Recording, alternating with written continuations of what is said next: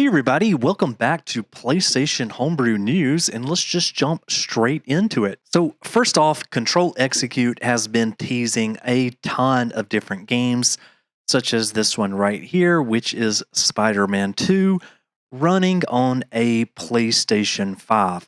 Now, this is a test kit that is being used here, not a retail console. But what you will see here is that this is a game that we currently haven't been able to play, at least using the current methods, which is where we extract all of the game files. So this game right here is a fake package. Yes, you heard me correctly. The fake packages that we have for the PlayStation 4 are most definitely coming to the PlayStation 5. Now, there's quite a bit of evidence that will support this, and let me go ahead and show you some of that. So first off, this is the video that I was just playing, and we can see down in here, the question is asked, is this a retail console? And we see that he states that this is a test kit, and that this is just a tease before the real fake package write-up.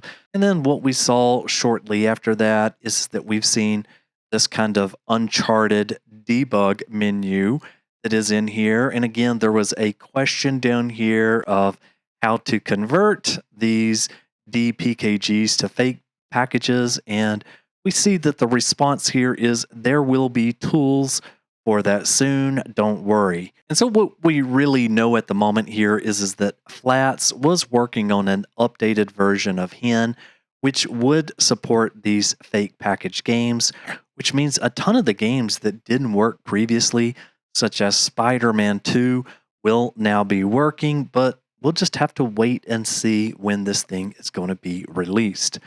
Next up, I did want to mention that System Software 11.40 came out for the PlayStation 5, and in the release notes here, it just stated that we've improved the messages and usability on some screens. And if we look over at the PlayStation 4, we can see this one did not get an update, and it is setting here at 12.50. So I'm sure by now you are wondering, does Lua work on 11.40? And well, if you follow me over on Twitter, well, you will already know the answer to that, as I already tested this on my 11.40 PlayStation 5. So we could see things such as the hello world worked, as we got a hello world message here. We were even able to get into the FTP. Obviously, it's a bit of a sandbox. This is my 11.40 system. And then finally, I did give this a test of running actual Lapse on it, which will not work. And I am using the game Akage 2, and it basically just kind of crashes, which is exactly as we would expect. So anyways, with each and every new firmware update, I will absolutely be testing this on one of the systems that I keep completely updated. Next up, let's talk about PSFree and Lapse kernel exploit for the PlayStation 4, and more specifically for 9.00. So if we take a look over here at Chameleon's site here, we can see that there has really only been one update since June the 1st, which I covered in the last Homebrew News, but this one was just updating the README, and what was listed in here is something that we have since found to be true across the board with this Lapse exploit, and that is that there are still some issues with things like games, as well as like there is some black screens. Sometimes there's problems with the saves, and really he just added that information in here, and it looks like he just removed a donation link to ABC for some reason here.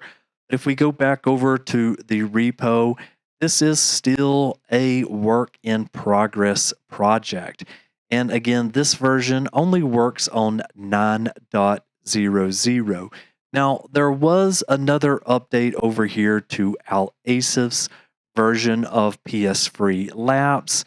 And if we scroll down here just a little bit, what we can see is that now there has been a little bit more support added. So for the PlayStation 4, this now supports version 7.00 all the way up to 9.60.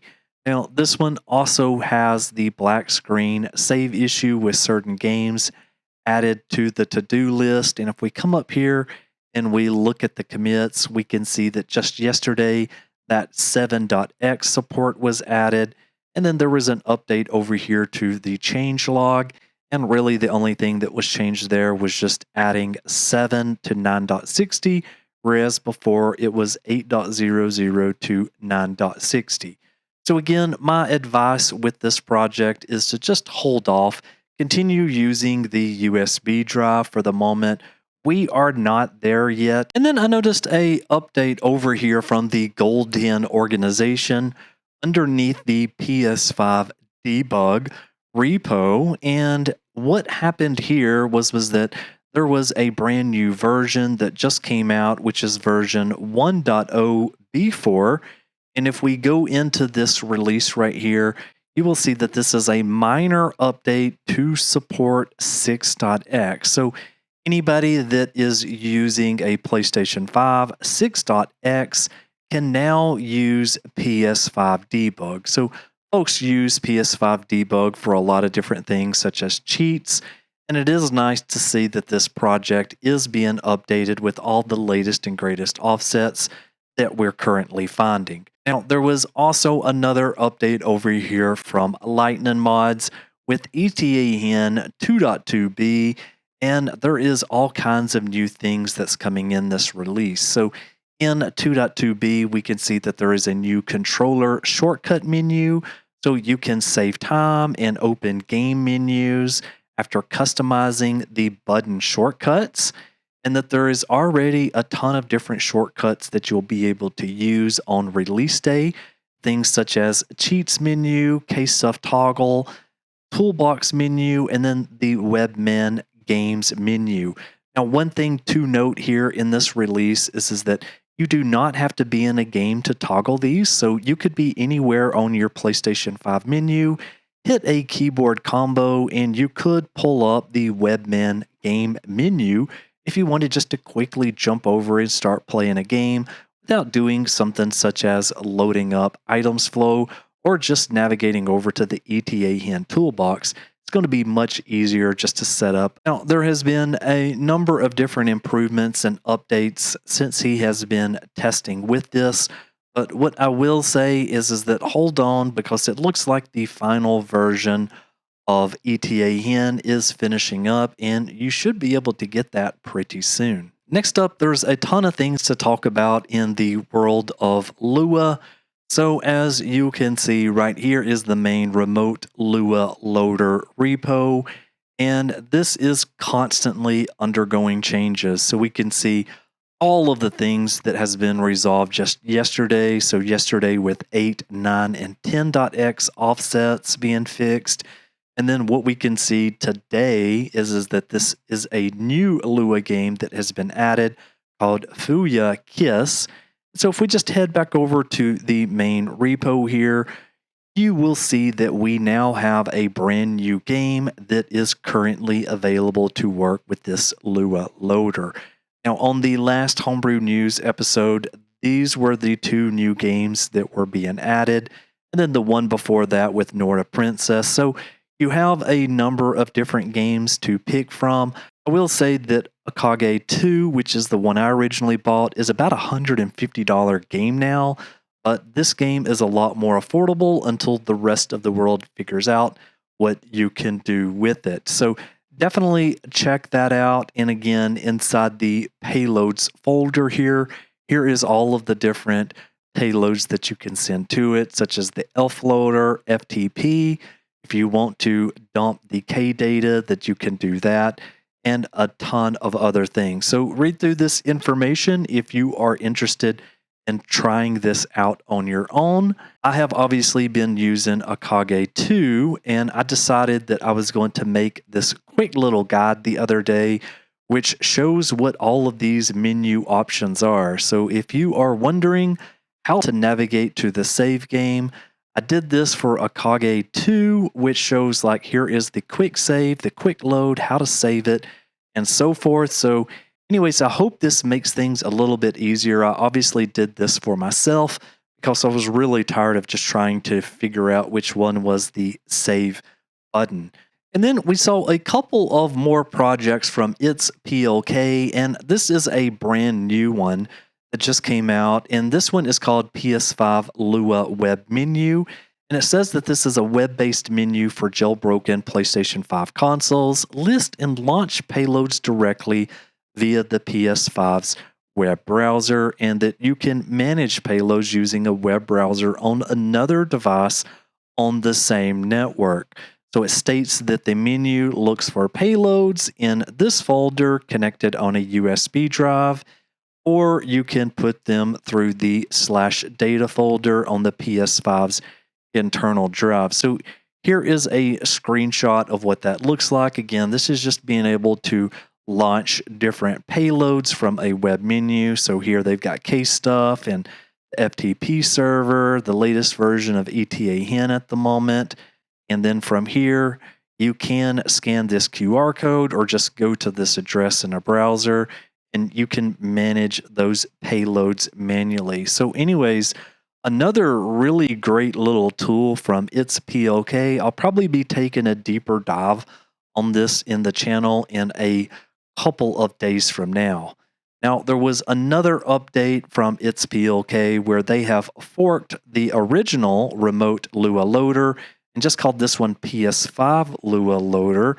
And the main difference here is that this one automatically loads the UMTX kernel exploit, the ELF loader, your ELF payloads, and Lua scripts. And by the way, it supports PS5 up to 10.01. So again, here are the instructions if you want to take advantage of this. And this one is staying completely up to date with the main repo. So the latest titles like Fuya Kiss has already been added, and you can literally come right in here to the commits and you can see daily there is being work that is being done on this. So anyways, another great project from etaPLK. Next up, we have this God of War theme, which I actually really like. And again, this is coming from Master S9.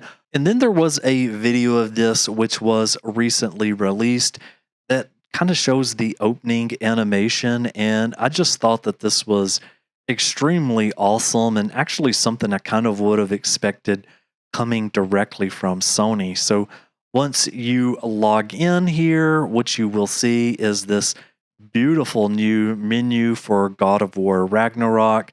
And as they kind of go through it here, you'll just see that there is a ton of very beautiful icons. So for things like debug settings, your Internet Explorer, and then obviously there is all of the Lua save games that has been added in here. But yeah, it is an absolutely beautiful theme. I totally recommend you check it out. Master S9 has been killing it here lately, so great work. And so back over here on Twitter, you will see that even though this one states coming soon, that this has now already been released, and you can grab that plus a bunch of other ones just over here on their GitHub repo, which I will leave a link to in the description. So Ghost of Tsushima, The Last of Us Part 2 right here. There's Grand Theft Auto 6.